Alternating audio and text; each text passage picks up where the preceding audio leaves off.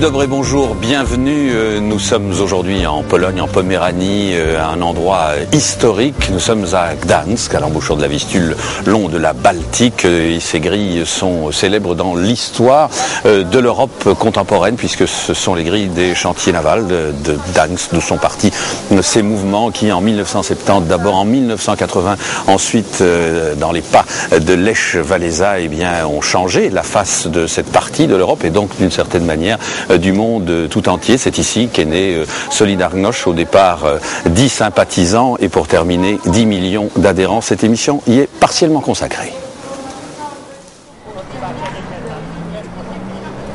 Nous reviendrons bien entendu longuement sur ces luttes pour la liberté et sur les questions de solidarité toujours bien présentes aujourd'hui dans la société polonaise. Mais pour l'heure, nous débutons cette escapade par un petit détour dans le centre historique de la ville. Témoignage éloquent de la diversité culturelle, mais aussi de la richesse de ce port important.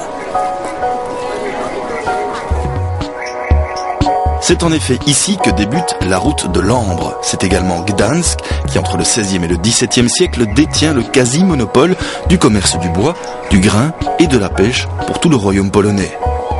À l'époque de la Renaissance, la ville se veut donc cité cosmopolite et tolérante.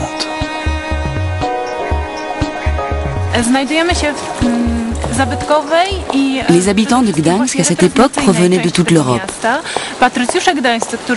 Beaucoup étaient issus de familles très aisées, ce qui explique la richesse de l'habitat et des constructions familiales. Ces gens venaient des Pays-Bas, de Flandre ou d'Allemagne et ont tout importé, le style et la décoration propres à leur région d'origine. Ce qui fait la richesse et la diversité de la vieille ville.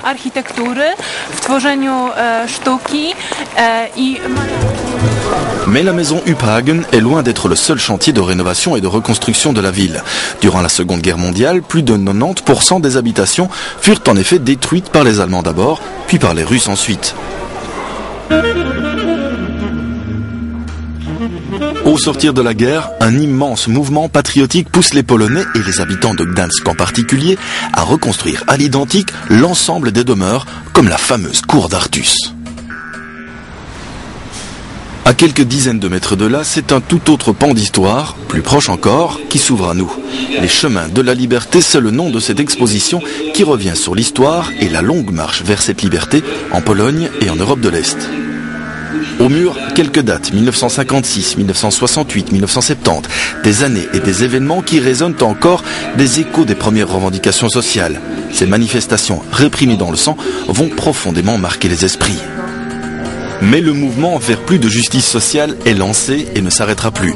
Soutenu par les paroles réconfortantes de Jean-Paul II lors de sa visite en Pologne en 1978 et son célèbre « N'ayez pas peur », nous terminons cette escapade par une nouvelle halte culturelle, musicale cette fois. Un festival, tiens, intitulé « Tout sur la liberté ». Organisé par le Centre européen de la solidarité, ce festival se veut avant tout un carrefour des genres et des idées. La liberté est une question qui nous concerne tous. En Pologne, en Belgique, en France ou en Angleterre. C'était vrai il y a 50 ans, il y a 20 ans et encore aujourd'hui. C'est toujours un défi, une matière à discussion, à débat.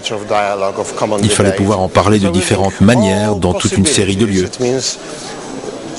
Par toute une série de projections, de films ou de débats ou de concerts, nous voulons aborder la question des libertés.